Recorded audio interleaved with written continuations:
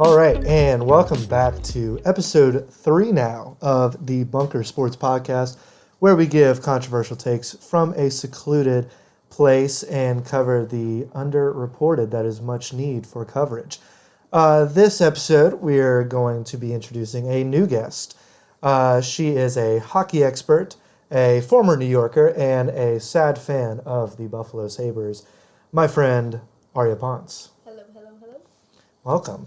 So, what would you say, Arya, is kind of your history regarding just hockey interest from a fan perspective and all that? Well, I grew up in Buffalo, New York, so that's why I'm a sad fan of the Buffalo Sabres. I would just say, I grew up around it.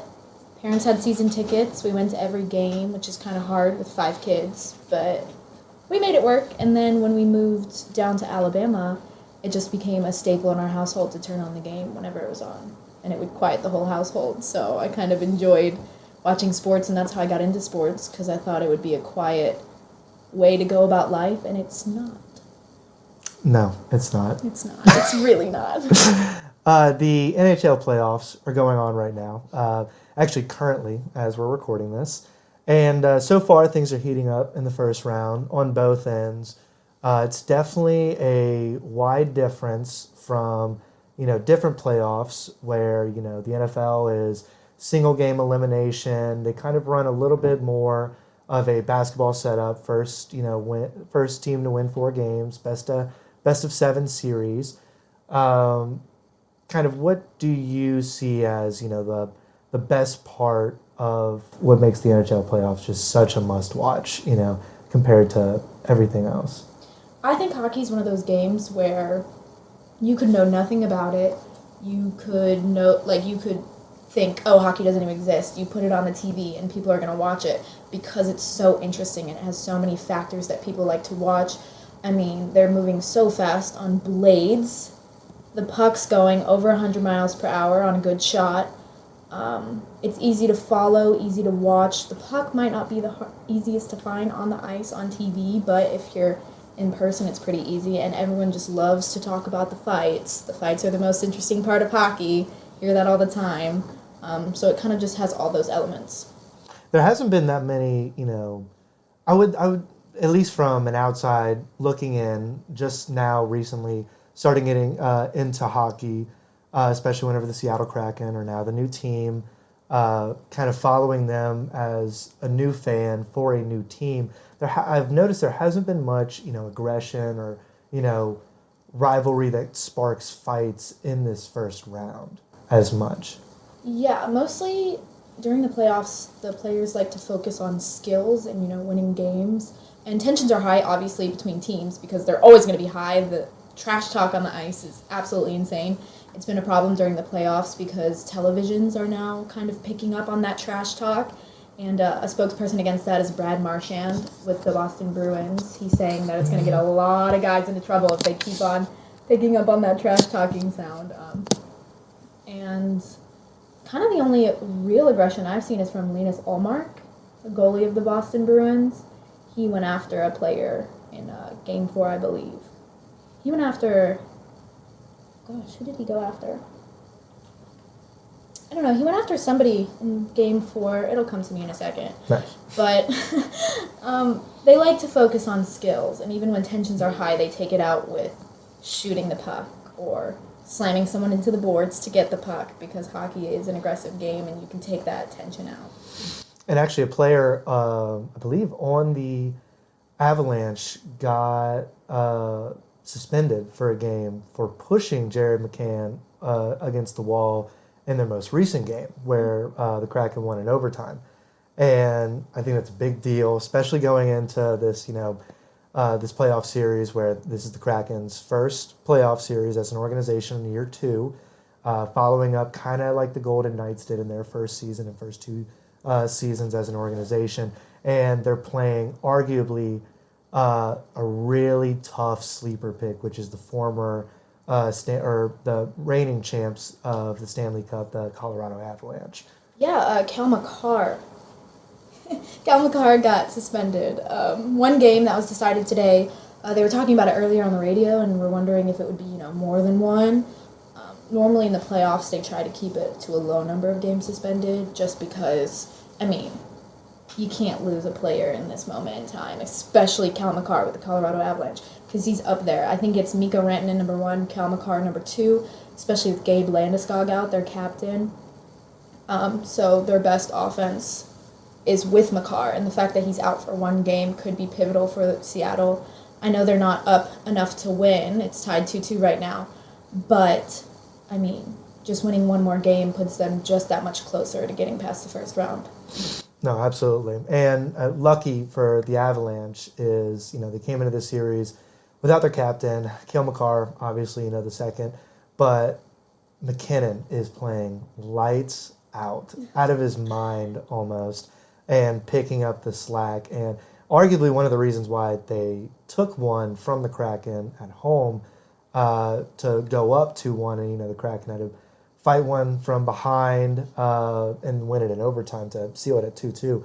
But, McKinnon, just as a recent fan joining in, when I hear who's the best to play the game currently, McKinnon just keeps on getting brought up with, the best of the best currently. Hey, he's a stable player. He's been with Colorado for a long time now. If you bring up the Avalanche to fans, or even people who really don't know the Avalanche, it's going to be Gabe Landeskog and Nathan McKinnon brought up first and foremost, and that's for a reason, because he's amazing out on the ice. You can't find another player like him in the league, and it's mostly just because he's an all-around player. You can use him and utilize him in any way you want, and he is a scoring, and he's even high in assists right now too, which is always good. Mm-hmm. So, the Avalanche are picking up steam, and I still feel, just watching this playoff series, that the Kraken just look, young, inexperienced, even though they've got these players that, are veteran players. But, their starting center is, arguably the Rookie of the Year, Matty Bernier. And I, at least from, like I've mentioned over and over again, a first-time fan, seeing him play this season and put up numbers, that are fantastic for an opening player, I still don't think we've seen the best of him in the series. And that's kind of why I picked the Kraken to come out of this series, even though it's a hard pick. It's, a tough one, especially seeing as the Avalanche won last year. They're the sleeper pick this year to come out of the West. What's your take kind of on who comes out of this series? Do you think the Avalanche will rely on the backs of McKinnon and Makar coming back after this next game? Do you think they even have a chance, or do you think that they can push past the growing Kraken? I think if their rookie does pop off, they could have a chance. However, Colorado's just more of an all-around team. They're more seasoned. They have more veterans in the lineup. Their lines have great chemistry. And, there's a reason they won the Stanley Cup last year. So I'm going to have to go against you on this one and say the Avalanche make it out of this series, even though it really is a hard series to pick. Mm-hmm. So another series also coming out of the West that's, also tied at 2-2. Got a team that is, filled with veterans that went far and actually got knocked off by the Avalanche last year in the playoffs. Edmonton, who have arguably the 1 and 2 of the league currently, in Draisaitl and McDavid, they're tied 2-2 with the Kings, who some believe that are one of the worst playoff teams to come into these playoffs, because like you mentioned to me before we started recording, they haven't really shown anything up until now. No, their prime time was 2013, 2012, kind of when they were winning their own cups back in the day. Since then, they've just kind of fell off, and not completely fallen off like most teams have. I would say they just kind of remained middle of the road. You haven't heard great things about them, you haven't heard terrible things about them, basically. They stay in the middle of the standings. But, again, like Colorado, they have those seasoned players. They have the veterans that have won and stayed with the team, and they want to be there, and they want to build their lives in LA and live and die for the Kings, But I definitely think the Oilers are going to come out of this one. Not only because they have McDavid, which, as you were talking about, everyone talks about McDavid. There's a reason they talk about McDavid. He's got the most goals in the NHL right now at 64. His stats are off the walls. And, yeah, he's talked about a lot, whatever, overtalked. But Connor McDavid is up there with the likes of them, and he's, what?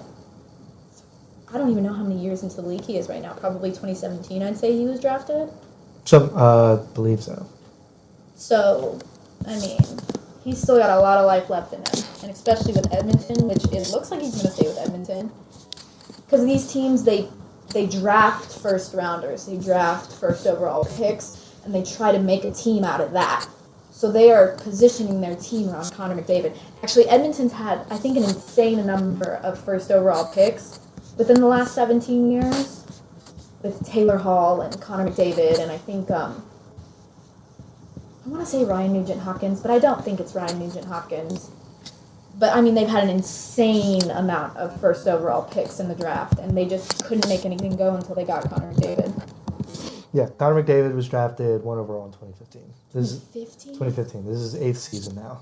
Gosh, was that long ago? Mm-hmm. And I mean, the likes of Leon Draisaitl, right next to him does help his case, especially seeing as it seems like last year, especially, kind of saw it that, I mean, their backs almost got broken for how much they were carrying that team. I mean, they got put against the best of the best in the Avalanche, and I mean, stuff to come out of that. I mean, it just is. I think they're going to make it past the first round. I just don't know if they'll make it past the second. I highly doubt they will. Well, if they come out of the second, it would be against the winner of the Golden Knights and the Jets, who the Golden Knights are currently up 3-1 against the Jets. Jets, another team that's just been on and off for a majority of the year, and the Golden Knights have kind of not lost steam in their competitive nature since they've, joined as an organization. I believe they joined 3, 4 years. They've been Golden Knights was 2018, I believe, or 2017 to 2018, because they were around, and in their first season, they made it to the Stanley Cup Finals against Washington, who won in 2019. So I'd say 2018, yeah, for sure. Mm-hmm. I mean, okay, first of all, Winnipeg's one of those teams that's like, they do well enough to make it into the playoffs, but they never make anything out of it. And there's a lot of teams like that you'll see with, the Stars, the Kings. Minnesota usually makes it to the second round, but again, they never do anything with it. It's just one of those teams that you expect to make the playoffs, but you don't expect them to get very far. But with the Golden Knights, it's like they're producing. They're always up there. They're always doing their best. They make smart trades. They make smart lines in their lineup. They're always moving it around to create better chemistry. They just play smart overall. Mm-hmm. And how do you feel? You talk a lot about chemistry and creating great lines. Do you think that kind of goes, I guess, hand in hand with overall team play, or do you feel like that first line is, because from what I've seen, at least with the Kraken and watching their highlights, and that's most of my knowledge coming into this, it's that the first line's good, but you see a lot of goals come from those second, those third, or even fourth lines with their pairs of defensemen. Is that kind of common with hockey teams in general, or is that kind of just with particular teams where lines, where they might switch up lines? How does that kind of work? Yeah, from what I've seen, if a line isn't producing, they switch it up. The coach is always changing it up, trying new players, different wings with different wings, centers, defense. But the way that I would look at it if I were a coach would be, if my first line's going out there, I'm going to put either my first line of defensemen, like the pairing, out there so that they can easily defend the first line, and that's probably why you don't see as many goals, is because it's the best against the best. It's the way I would look at it. I don't exactly know. I don't think I've ever kept track of, which line of defense is out there. Yeah, no, it's just a curiosity. And also the reason is, you see some teams like the New Jersey Devils, who are swapping out their goalie, 2 games in, because he's just not producing well. And then now the Devils are tied 2-2 with the Rangers after swapping, I believe his name was Vanacek? Vanacek? Vanacek, yes. And swapped in Schmidt. Yeah. And it just made a world of difference. I'm telling you, okay. I didn't bring this up before we started talking during the podcast because I was like, this is going to be a really great point to bring up. Yes, the playoffs is all about, who's scoring, whatever. The biggest difference you can make in a playoff series, it's the goalie. It will always be the goalie. It's like in football where it's like, oh, it's the quarterback's fault, blah, blah, blah. It's always the goalie's fault in hockey. It's always the goalie's fault in soccer. But you have more players in between, the first line of offense and the goalie. Here, it's only 5 players. Anyone can get through that, okay? The goalie is going to make the biggest difference, and the fact that they figured that out. And with the playoffs, it's weird because you can have an amazing season. Go into the playoffs, it's more tension. It's just more on you, okay? Goalies have cracked under far less pressure, or they just match up to it. It's an amazing thing to see because, there's plenty of other teams that we could talk about that have switched their goalies. Antti Ranta, Linus Ullmark, with Minnesota from Marc-Andre Fleury, which still shocked they're not playing Marc-Andre Fleury, but I get it, okay, I get it. Jack Campbell with Edmonton.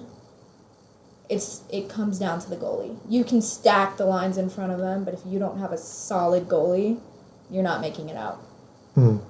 Especially, and another thing to note from the playoffs so far, there have been no shutouts at all. So it truly does come down to the goalie because everybody's scoring at will, it seems, and it's fascinating as well, seeing as the Rangers seem like just offensive juggernauts. They've offensive juggernauts. They've outshot the Devils every single game outside of the first one, and they even won the first one even after being outshot by the Devils. And even in the Devils' wins, the Rangers are still outshooting them, but it just doesn't matter because of the goalie switch up. And they made that trade at the deadline for Patrick Kane.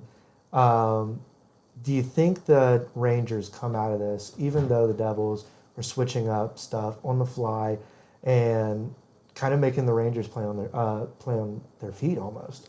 I'm so glad you brought this up. Let me tell you something. New Jersey has nothing to lose. Nothing, okay? They've come back to the playoffs after 4 years of having their drought, thanks to Jack Hughes mostly, again, and he's one of those players that you build your team around, and New Jersey's kind of been trying to do that. I believe they signed his brother Quinn Hughes. That's an interesting thing.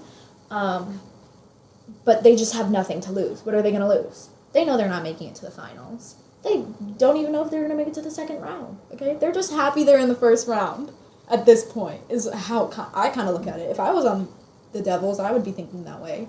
And New York just, again, has that stacked team. They've been around for a while. They have the names on the offense, okay? Patrick Kane, Artemi Panarin, Chris Kreider.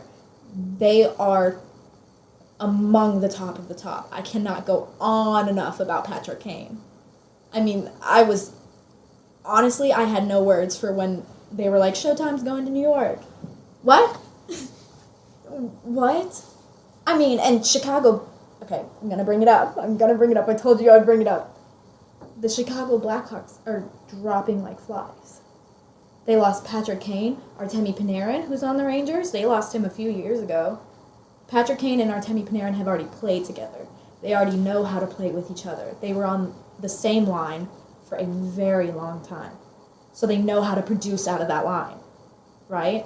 So the fact that he went to the Rangers is absolutely amazing for the Rangers. And I think their offense, and going back to Chicago, they just lost Jonathan Toews too. So you have to ask, why? They want more cups. The fact that they've already won 3 and they're still looking for more, Patrick Kane's still wanting more.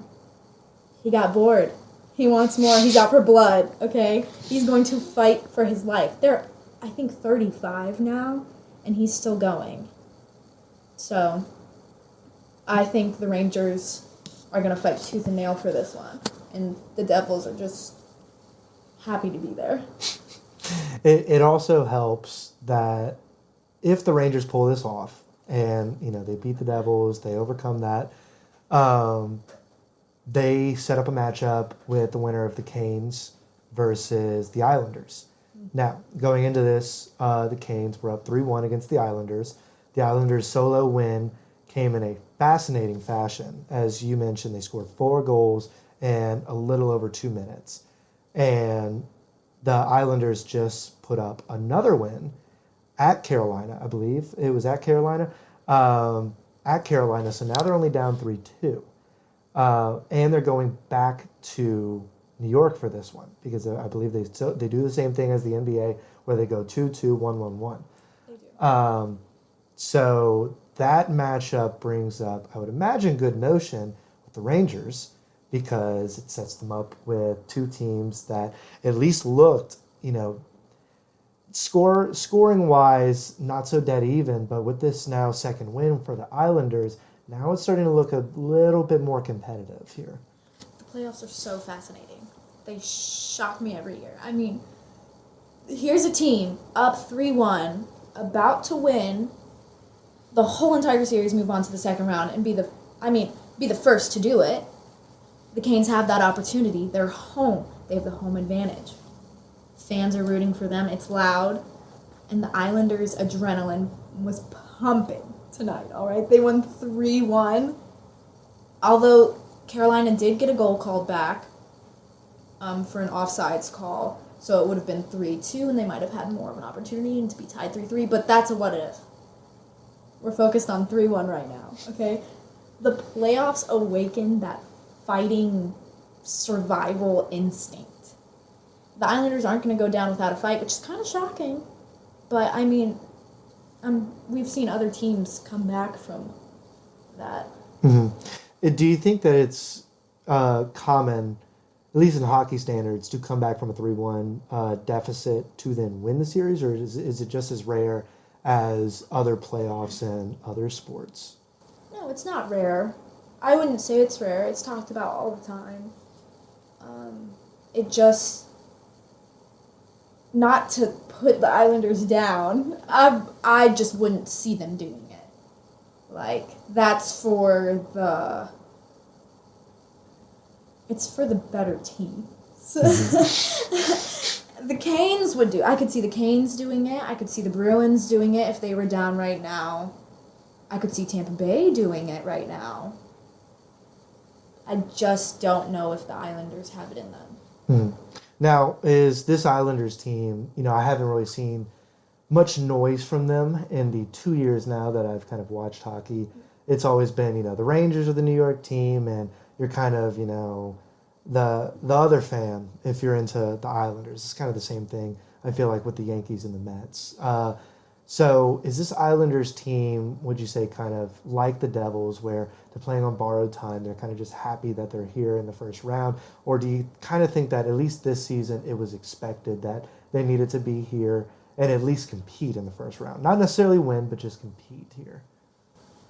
I know I've said it before, but the Islanders is one of those teams that, again, you don't hear much of, right? And it's not because you're not paying attention. It's because... not mediocre. I don't want to say anything's mediocre because the fact that they're in the NHL is fantastic, but it's just one of those teams that you don't really pay attention to because nothing's coming out of there, like you said. I wouldn't expect them... I'm not expecting them to make it to the second round, but I think they could put up a good fight and maybe tie the series if Carolina doesn't take it next game. Yeah, Canes are my pick. It's a toss-up for this home game. I'll be honest. I think it's interesting to see how many of these teams are taking some at home or taking some of these away games. I think it's a 50-50 shot for Canes and Islanders. I think the Islanders now have a little bit of boost coming into this home game. I do think the Canes just pull this one out, though. I mean, it, like you said, it's for the better teams that can pull this off. And like he said also, I mean, you think the Canes are going to come out of this series on top, possibly, play the Rangers if so be it, if they can overcome the Devils. But you mentioned also that these better teams can overcome these 3-1 deficits. And one of these teams has, come into the playoffs with a curse on their back. They are up 3-1 against the Tampa Bay Lightning. It's the Maple Leafs. Mm-hmm. And do you actually think that Tampa Bay can come back from the 3-1? I mean, the Maple Leafs have not gone out of the first round since 2004. Look, I'm just going to talk about the Leafs like I don't hate them. I'll say it. I hate the Leafs. It's a rivalry between Buffalo. Not that Buffalo's putting up much of a fight. But as a Sabres fan, it was always... grrr, okay? But as a completely unbiased third party on the situation, I would say that... I mean, every year, it's like Austin Matthews, Mitch Marner, they're going to do it. And they have more players now, and Tampa Bay has lost their key players for when they won the Stanley Cup. Steven Stamkos has gone. Alex Killorn, I believe, is gone now. They still have Victor Hedman, and they still have Andrei Vasilevsky, which, again, it all comes down to the goalie. I mean, in fact, I'm pretty sure Andrei Vasilevsky told John Cooper to basically F off when John Cooper was trying to pull him in Game 3 or 4. So they have that headstrong team that wants to win, and they want to be there. So I think the Lightning, I don't know. They do have that curse. It's never the Toronto Maple Leafs. You know how it's like always the bridesmaid, never the bride? That's the Maple Leafs. It's always been the Leafs. It's a curse. It's a joke every year when they get knocked out. I think this team could do it. I think this is the team that could do it. Mitch Marner is putting up points. Austin Matthews is putting up points. And this, again, is a team that was trying to build around a certain player. Like I said, their player is Austin Matthews. I don't think he hit the 60-goal mark this season, I want to say, but I think that's because he missed a few games. Unless I'm thinking, nope. I don't know, but he's well known in the hockey world. He's a fan favorite. He puts up points. He puts up goals. So does Mitch Marner. They're kind of a dynamic duo on and off the ice. People enjoy them. He put up... We played in 40 games. Yeah. He put up 85 points. Mm-hmm. And... Oh, actually, no, sorry. He played in 74 games, and he put up 40 goals. 40 goals. Yeah, yes. So I was right. He didn't hit the 60-goal mark. I don't think he hit it last season either. He did. Did he really? He won the MVP last year. I know that because I just looked it up. Or I looked it up before we started recording. Look at you go. I know. Yeah, but it's one of those teams that build around a certain player. Austin Matthews was supposed to be the next Dwayne Gretzky, the next Sidney Crosby. It comes basically every other draft. Connor McDavid, Austin Matthews, Jack Eichel. But I think they could do it. I think the Leafs can finally make it to the second round. It would be very sad if they did not, primarily because the Leafs are leading the postseason right now in goals per game at 4.75 over the Boston Bruins, who are playing not the worst. I wouldn't say the worst. I don't think the Florida Panthers are considered the worst postseason team. They're close. I mean, they're the worst in the East. But, yeah, I mean, the Leafs are leading the league in goals per game, primarily due to their, I think it was 7-3 victory over the Lightning. Like, just absolutely dog-walked them. And I believe it was Game 3. I saw the highlights of that. It was a slaughterhouse almost. I hate to be that person. The Panthers are just kind of like they're there. Oh, the Panthers, no, they lost. Which is sad because the Panthers were in the Boston Bruins place last year. Not breaking records, but I mean, they were the best. Shockingly. Overall team. Shockingly. Yeah. Right. Yeah. Yeah, exactly. Which, glad we're bringing up Boston right now because who would have thought? I would have never thought, okay? And I have a friend who's a Boston Bruins fan. He's super into it. We joke every playoffs, oh, is Boston going to win? Oh, is Boston going to win? If Boston wins, you owe me a pizza. Stuff like that. And I don't even think he saw this coming. They finished first overall in the league standings. Shocking. Mostly because they're just a team full of veterans. I mean, back when, and you know, kind of when you go to college and you go off, you kind of like slow down on what you're watching. So you're kind of consuming news through Twitter and Instagram and all that instead of watching the actual games because you don't have time. Well, 4 years ago, Boston was still a team full of veterans, and we called them the Big Nose team because all of the players kind of have that big prominent nose. And they were a terrorizing team. Like, Brad Marchand was licking people in the playoffs 2-3 years ago. Licking people. Okay? He's a menace. They all were. We called him Milan Lucic because he took cheap shots. Boston's just known for their... For being Boston. Yeah. Yeah. Yeah, basically. Boston, and I consider the Bruins on the same level of my distaste for the Patriots, my distaste for the Celtics organization. I had to specify that. Just the organization. It's just a town where it's kind of like Philadelphia, except, Boston wins. Hate to love him, love to hate him. Exactly. And I guess this is looking at just history and stats. And especially going into the season, like you said, the Bruins weren't even supposed to be here. I think I heard on one show that the Bruins were a favorite or funny pick to miss the playoffs. But it was a trending pick that you could get plus odds on. And then here they are, and they broke the regular season record in points. And it just shows, I guess, that when you're due, you're due. And if you're an organization that has a bunch of veterans that are now hitting their stride, and like you said, hockey is a game where the crazy happens consistently, nearly. You can never, ever, ever, ever guess. It's why I get so frustrated when people ask me, who do you think is going to win the Stanley Cup Playoffs this year? Who do you think is going to win the playoffs this year? There's 82 games, and I've seen a week where the Buffalo Sabres were number one, and then they dropped right back down to 30 at the end of the season, okay? So, there's no saying. There's literally no saying. I think I have a screenshot on my phone from when they were number one in the league standings, okay? It's just up, down, up, down. It's always fluctuating. You can never tell. Sure, there are favorites like Tampa Bay Lightning. You always pick the good teams with the good players. But it's insane who actually wins. No one was expecting Colorado to win last year. They were the underdog. Not that they were the underdog, they obviously put up points and made it to the playoffs and then kept doing it over and over again. But no one was like, yes.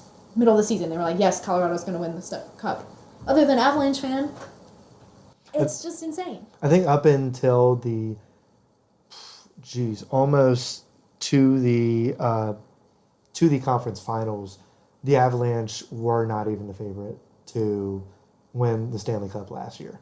And I think we're at a point now where it's still like that. Now, my pick to win it all is the Bruins. It's just, you roll your eyes, but it's the favorite pick. It's the favorite pick for a reason. You got to look at who they're going to play because, okay, you got the Leafs. They finally beat the curse this year, you say.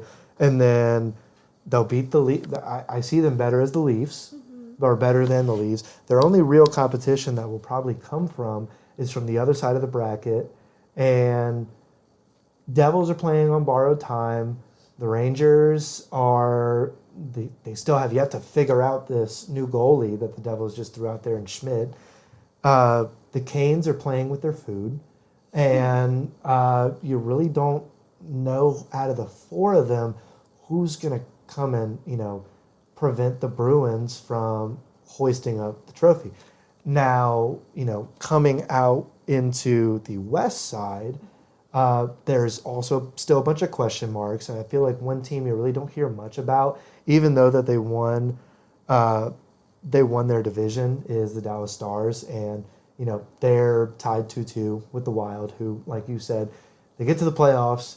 They're expected to get to the playoffs, and then they do nothing with it. Mm-hmm. But you did say that they do generally come out of the first round, and Yeah, what kind of in a series that, at least from what I've seen, hasn't really been talked about as much.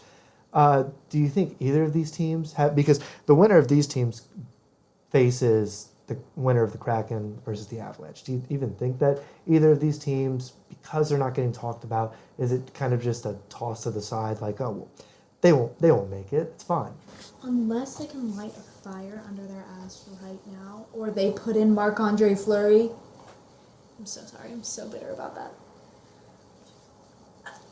I just don't think they have it in them. Again, when I see the Stars, I see the veterans, I see the seasoned players. I don't see the will.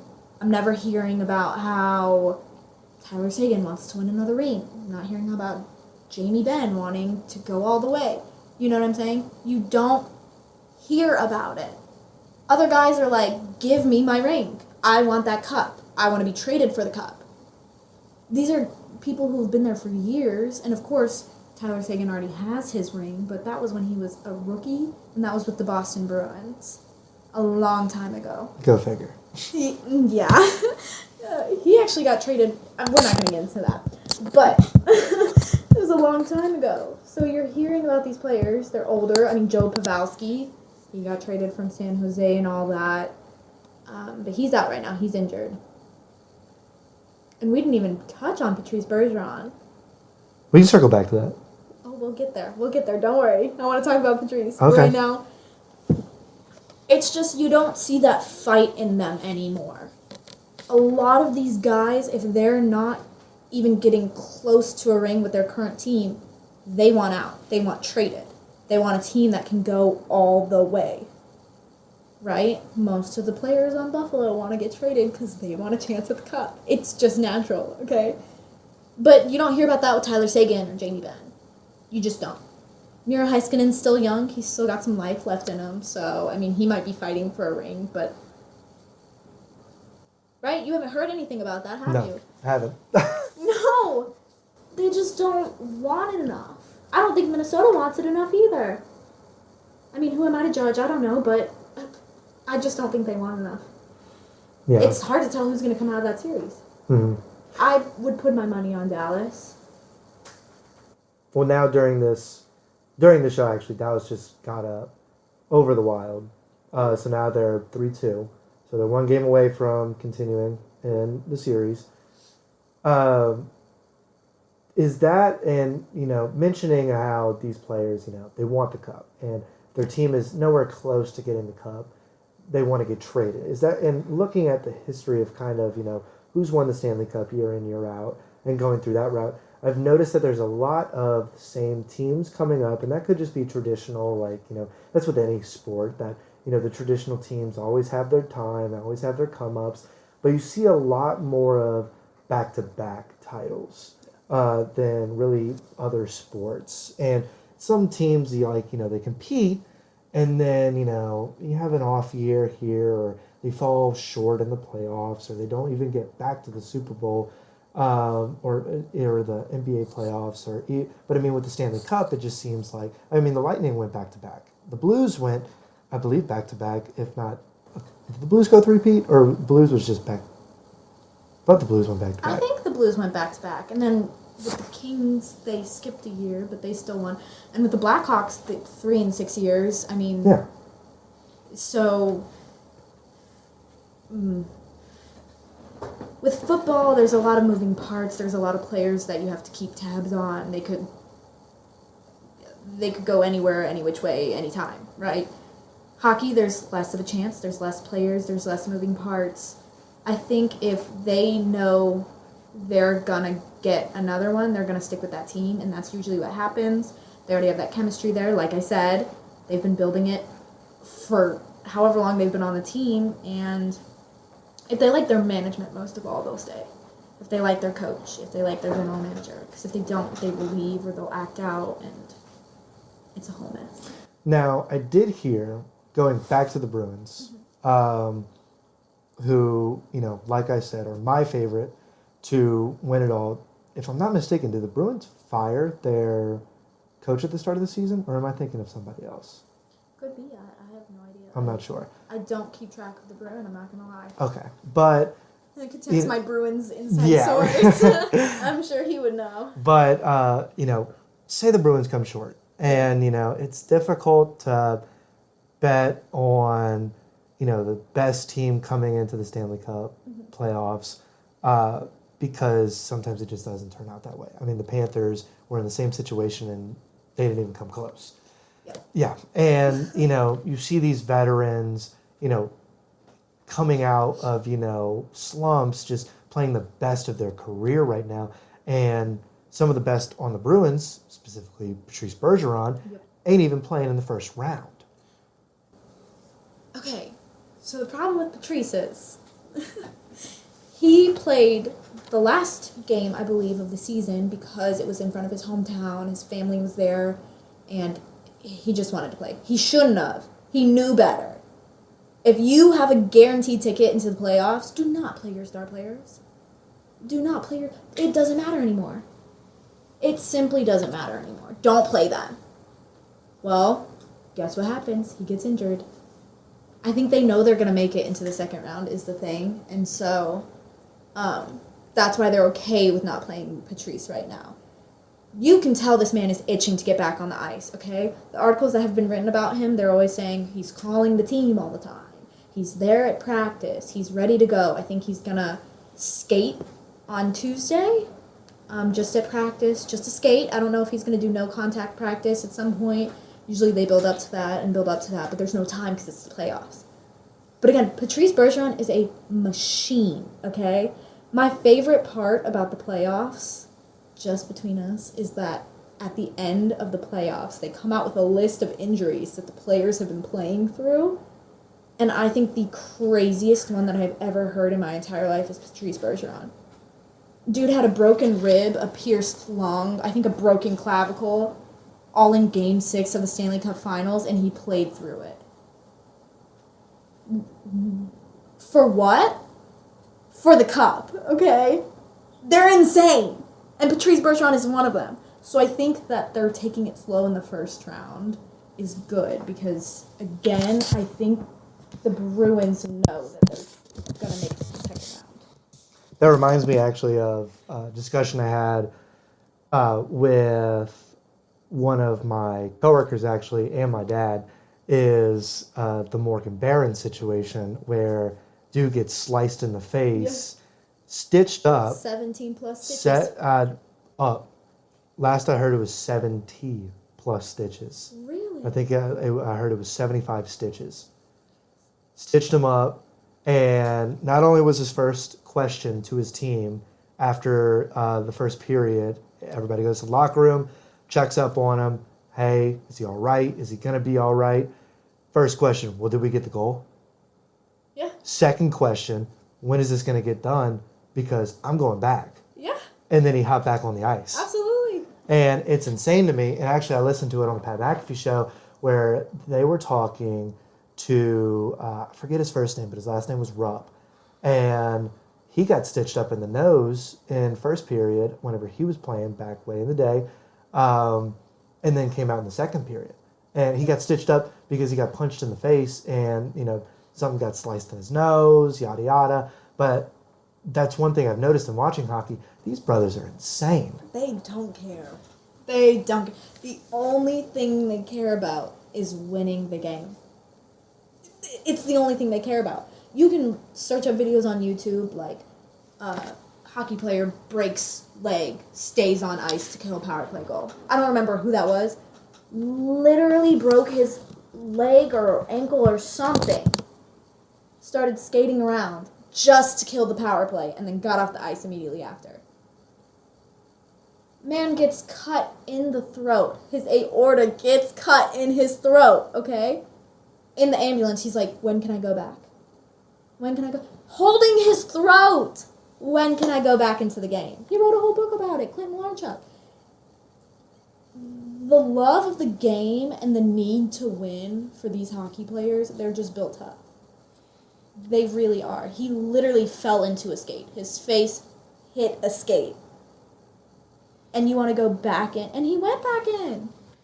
He was actually back in with the face mask. looking at the replay of the Morgan Barron injury. The defenseman pushes his face, like pushed him, and it wasn't on purpose, but I mean it was fell. like he fell, push, and I mean wrong place, wrong time, wrong sliced. And I mean it's something that I've learned also, and I'm reading a book called The Game by Ken Dryden. It's arguably considered one of the top sports books to read, written by a player, and only within like the first chapter of me reading it, you kind of understand everybody's point of view. And for those who aren't familiar about the book, Ken Dryden played, honestly, I think less than 10 years with the Montreal Canadiens as a goalie. And his career is fascinating because, he didn't grow up with hockey and he wasn't very good at the start. And then, he's arguably the top goalies to play the game nearly. And you kind of just see the love of the game, not even through his opinion, but through his eyes looking at the other players. And he follows a team that has won 4 Stanley Cups at that point and is expected to win another one. And these guys, even though that they're tired of winning the cup or tired of this pressure on their back to win another one for the town and for the city, they still want to win it. And they still are batshit crazy to win it. And it's something I've noticed that I don't necessarily see in other sports as much, just the drive and passion of play that you get, especially just in the playoffs here. It's incredible. Like, watching the speeches between hockey players winning the Stanley Cup and other teams, NBA, football, like, the tears, the unexpected belief, the nervousness to even speak after winning it, it's incredible. It really is. Because they'll just sit there and stammer for 5 minutes. Just, I don't know. How are you feeling right now? Incredible. Speechless. They're crying. They're ready to lift the Stanley Cup over their heads and skate around the ice for a few minutes. It's just different. Like NBA teams, those teams expect to win. The whoever's, first overall usually wins, I'm sure. Generally they're competing for it. And I mean, not to get completely off track, but like just this past Super Bowl, it was the 2-1 seeds that were competing for it. Right. So expected. Colorado, not expected. Didn't think they would be able to do it. They did it. So it's just that fluctuation, that unexpectedness, like it's great to watch. It really is. You can watch any of the speeches. It's fabulous. It's a very team-oriented sport. I've noticed with basketball, it's mostly like individual players. I did this. I did amazing. I played the game of my life out there. Hockey, it's we did this. We came up this far. We did this as a team. We. So, I don't know. Yeah. That's kind of my viewpoint on it. And like you said, especially, lines and chemistry are definitely the forefront. Like it's so important to get your lines right at the right moment. And I mean, just from what I've heard, that's why I think, I don't know, the Bruins are the easy pick. I think that they play, honestly, it's an odd pick, at least from what I've researched. I think everybody kind of considers the Oilers have their team together, they're playing their best. Now, looking back, they're 2-2 with the Kings. You wouldn't necessarily say that they're playing their best. I think who's playing their best right now is the Golden Knights. And I think the Bruins beat the Golden Knights in the Stanley Cup final. And I do think so. And I was going to ask who you think. And like you said, it's difficult to bet on the best team. And generally it's the most unexpected It is. of the teams that ends up winning it. So who would you say? That's why I hate picking. I really hate picking because Yeah. it's never right. Well, if you had to It's pick, if you had to never pick, right. if you had to pick, like a top two. I'd say if Patrice Bergeron makes a comeback, the Bruins definitely had a chance. They just have all the components. Great offense, great defense, goalie, phenomenal. Olmark is phenomenal. Linus Allmark. Okay. Guess where he started? Not started, but guess where? Just take a wild guess. I think it might have been the Buffalo. Yep, absolutely. I love Linus Allmark. He's one of those players that's he could lose his talent in like 2 seconds. He's still a great guy, and you'll find that with a lot of hockey players. So I support Linus Allmark, even though he's with the Boston Bruins, and it's a team that I don't really like. I think that Boston could really do it. I really think they could. And Linus Allmark is in line for the Vezina Trophy. So, I mean, even though he hasn't even played that many games, I think he's played something like 40-something games. From what I've seen, he has not played the majority of these games. No, he hasn't. So, one, unexpected that he's in the net, but I think the Bruins just have the components to win. I don't really know what else team I would pick. Oh no, he's played 49. He's played 49 games. Okay, so 40-ish games out of 82. Yeah, so, I mean, and the fact that he's in the running for the Vezina Trophy says a lot about how he's doing. He's had close to 1,500 saves. He's insane. His playoff stats, hold on. I have them here. His playoff stats. Let's see. Here we go. His goals against in the playoffs, 1.89. His save percentage is .938. He's a machine. He's amazing. For reference to that, what kind of is good for a goalie in regards to like save percentages? If you could put a number to it. I think. Don't want to be wrong. I'm not great with stats, but. No, if you I'll could, have to say take a random. .915, .9. That's kind of great. Mm-hmm. So the fact that he's .938, and again, they haven't played a lot of games, so I understand that. But to put it in perspective, he stopped 41 of 43 shots in Game 4. It's a lot of shots. That's a lot of shots. And you're coming, like, what? How many miles per hour those pucks are going? Pretty fast, I would say. And from what I've seen in the stats that I do have, I think on average, teams are around like the 20, 30 range or high 20s, mid 30 range for shots on goal. So the fact that the Panthers are shooting 40 and he still has that, consistency with saves is, I'd say he's pretty solid, Not only that, he's injured right now. He has an undisclosed injury they won't tell us about.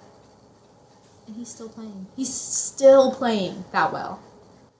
Yeah, it just goes to show how, how important the goalie is on these teams. Oh yeah, backbone. So you didn't make your pick? Yeah, I said Bruins. Oh, you said Bruins? Oh, I okay. wouldn't know what other team to pick. I'm telling you. I was in the Golden Knights. No one's impressing me that much. I just can't. You need to take your Jack Eichel bias out of here. I will not. That's why I think, I will not. unbiasedly. Robin Leonard too. He was with Buffalo and he left. No. I will not. If the Oilers can pull it out, I think they have a shot. But I mean, it's so hit and miss. I can tell you, Draisaitl and McDavid they're fantastic.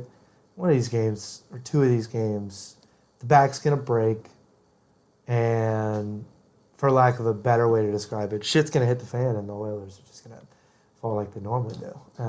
I think if New Jersey can make it past the first round, past the Rangers, I don't know. Look, Schmidt's doing well. Jack Hughes. I just think, is Miles Wood still with the Devils? I think he is. Miles Wood is a good player. Yeah, but it takes more than a good player. It takes a good team. Yeah, I get that. But what other team has a good overall team? Tell me a defenseman on the Golden Knights. Nah. Okay. Nah. Okay. Miles Wood is with he's with the Devils right now. Yeah, he's a good player. Adam Fox with the Rangers, great defenseman. I think he has the third most points on the team. He is also in the running for best defenseman of the year. However, Carlson from San Jose is more than likely going to win it. Eric, yeah. Eric Carlson. Yeah. I love Eric Carlson. I read somewhere that Eric Carlson's probably going to win it just because of his offensive efficiency as a defensive man. He's a which weapon. Intriguing, I guess, looking at it from an outside point of view, because shouldn't the defensive player of the year be designated off of the defense of the player? I think they like an overall player. Yeah. To be honest. I mean, Adam Fox is putting up all kinds of points as a defenseman. He's just an overall player. He can do offense, he can do defense. Also why the Rangers are currently leading in majority of the defense stats against the Devils, even though that they're offensive juggernauts, as we've explained before. I'm still shocked Artemi Panarin isn't putting up more. I think he has 2 assists. Where is he? What is he doing? Tell me. It's like Matty Bernier. He's on the court. He's skating. He's doing a whole lot of nothing. I don't know. Patrick Kane isn't putting up enough as I thought either. And Vladimir Tarasenko? Where are you guys? I think from stats and off topic, but the Kraken have not had a single first line score. Really? No. Oh, sorry. No. Herbal. Jordan Eberle? Eberle? 1 goal. You know where Jordan Eberle came from? Don't tell me Buffalo. Edmonton. Edmonton? Oh, I was about to say, Buffalo just breeds talent. It's the Buffalo curse. Every time you leave Buffalo, you do better. Ryan O'Reilly, he won a cup with the Blues. He won a cup with the Blues. Ryan O'Reilly. Yeah, Now he's on Toronto. Doing well. Doing well. He's doing well. No, Kraken, majority of their goals are coming from Schultz and what's the other? Schwartz. Schultz and Schwartz. Yeah. Yeah.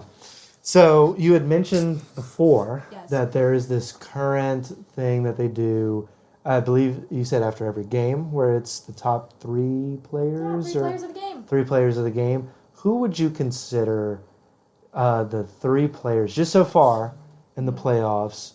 Who are your 3 players of the playoffs right now? Number 1, Linus Ullmark. I'm gonna say it. And as a dog. Gonna say it. Linus Ullmark. And goalies get to paint their helmets whatever they want. That is the coolest thing I think that has come out of hockey so far that I've watched. I think that is fantastic. It's so sick. With Buffalo, he had like a minion mask. He's great. I'm telling you, you get to know them on and off the ice, quote unquote. Not that you know them, but they show a little bit of their personalities. And goalies are the craziest.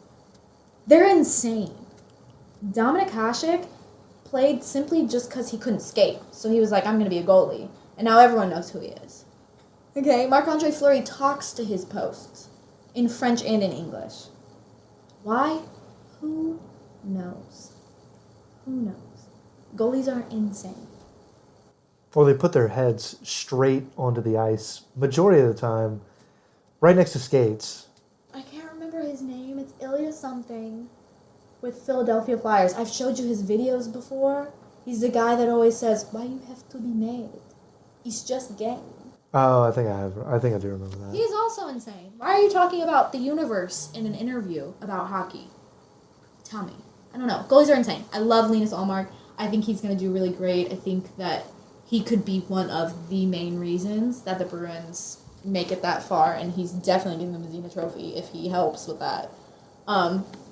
2, Jack Hughes, if, and only if, the Devils make it out of the first round. But, I mean, he ended their 4-year drought. Not that he ended it, but, like... He was a, primary component in the fact that the absolutely. Devils are now playing on borrowed time. Yeah. I mean, he has 99 points. And he missed 4 games. The only reason he doesn't have above 100 is because he missed games. 99 points out of Jack Hughes. And I think I'm going to combine... If the Maple Leafs happen to win their next game and actually end the curse of whatever they've got going on over there, I think that Austin Matthews and Mitch Marner as a pairing. As a couple. As a couple. you I know, think together, because Mitch Marner's got 10 points right now, I believe, in the playoffs. And I think that Austin Matthews just has those kind of hands. I would compare Austin Matthews to Patrick Kane. They just both have those silky smooth hands that if you are one-on-one with them, you're getting beat 90% of the time. Mitch Marner and Austin Matthews also are two of the top 5 point leaders in the postseason currently. Mitch Marner is leading with 10, and Matthews is shortly behind him with 7. They're also very entertaining to watch. I don't know if you've watched any of the Toronto Maple Leafs videos. I've watched highlights. They're a weird bunch. They're weird kids. They're really weird kids. I think they went to like a Toronto play at one point and were in the play. That's funny. And Austin Matthews has a weird fashion sense. Oh, that makes me even. That makes it work. That makes it work. That makes me like him more. Yeah, I'm gonna say he has a mustache right now. I don't think he grows a full beard during the playoffs. Well, if he looks like his ESPN photo, he looks like a long rectangle with a mustache. Yeah, he does kind of look like that. He looks like the thumbs from Spy Kids. Ooh, that's I see it, but that's disrespectful. No, I love Austin. Not that I love Austin Matthews. He's a great player. You can't say anything really bad about him. You know what I'm saying? Like, his fashion sense is great. He just looks like a thumb. He just looks like Look, I'm sure he has a very beautiful girlfriend and a very, very, very expensive house. So I think he's doing fine. Oh, he's filthy rich. I don't think the thumb comment is gonna bother him. Anywho, thumbs aside, I guess one last, leading question into all of it is for those on the fence about, watching hockey. I know hockey recently gained a little bit more national traction with the ESPN deal because now it's a little bit more accessible. During the season, ESPN's playing it alongside the NBA playoffs, so it kind of helps with coverage. But if you had to pick one aspect of hockey that, would draw a non-hockey fan or an inexperienced hockey fan into the world that is on the ice, what kind of would that be? I don't want to say it. Go ahead. The fights. Oh, it's got to be that. That was my pick. I hate that, though. It's every single time. Every single time you're like, oh, hockey. They're like, yeah, I like the fights. Yeah, I like that they like to fight. They let them fight. It's a lot more than that, okay? And Linus Ullmark did go after someone in Game 4, which, another thing. It was Matthew Tkachuk. I remember that. Matthew Tkachuk. He went after freaking Matthew Tkachuk in Game 4. Well, isn't it, off topic also, but isn't it if the goalie wants to fight somebody, they have to fight the other goalie? No. No? No. Oh, I could have sworn that was a rule. No, they just like to go after the other goalie because he's untied. He's not doing anything. You don't have to fight. He pushed Matthew Tkachuk. He wanted the smoke. He wanted Matthew Tkachuk. That's why I like. It's not exactly why I like the fight. Like why I like hockey. I like hockey primarily now, at least because of the exact skill that it takes, and some of the shots that the greats do. I mean, McKinnon had one the other night that was just it really gets to a guy who grew up with basketball and crossovers and things of that nature. When you see a puck go from one end of your body, pushing it to the other and then flipping it up over a goalie's hand, that's just fascinating stuff. And that's what got me a little bit more into hockey is the shots, the plays, the diving on the ice like your life depends on it. And that's kind of what drove me into it. But I would agree with you. I don't think for me, it's not the fights. I don't want to say it's the fights. I know it's a fan favorite. That's why I'm saying it. If anyone's gonna get into hockey, it's gonna be because of the fights. You can ask Nathan. You can ask Jamie. I'm sure they would say the fights. Yeah. So I'm just saying, for like you said, it's the fact that they're going super fast on skates with a puck and a stick while other men are trying to beat them down. And slap shots are, 100 miles per hour plus? That's insane. Plus, the goalies are huge. They're covering the nets. How are you going to get it in? And it's just pure skill. To get there, they shed 5 pounds a game just from sweat.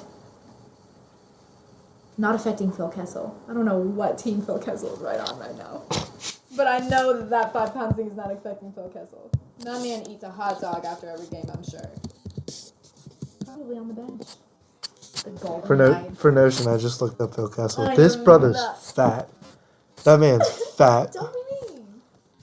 You should call Austin Matthews a thumb. I'm allowed to call Phil Kessel fat. Yeah, he's a different breed. He's 200 pounds. He's a different breed. He's a skater? Oh, Yep. get out of here. Yeah. Welcome to Phil Kessel. Well, he's from Wisconsin. He probably eats cheese. His sister's on the USA women's team. She's good. That's nice. Good family. I think Amanda Kessel. But anyways, that's besides the point. Losing 5 pounds a game, besides Phil Kessel, just from the exertion. It's fascinating. It's really fascinating. That is the best description that I think I've recognized from hockey, is just fascination. Yeah. Yeah. Well, wrapping everything up, is there any other comments about the Stanley Cup or just about hockey in general, as from a fan perspective, that you have, or some closing comments that you want to toss out there, some free shout-outs? Free shout-outs. I don't know. Toss that in there for good measure. Why not? There's just so many exciting things about hockey and its history and superstitions and everything that they've got going on that I'm sure other people would find fascinating if they just took the time. Like the playoff beard. They just grow beards because they think it's good luck. They don't touch the Prince of Wales trophy because they think it's bad luck and they won't be able to touch the Stanley Cup trophy.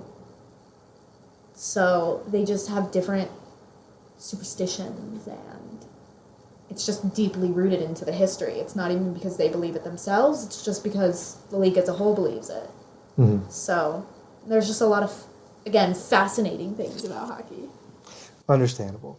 Well, we'll close it off here. Thank you again for joining me and giving light on a topic that is vastly undercovered, especially with the new rise of a projected Baton Rouge team that could be coming to the River Center soon, a minor league team.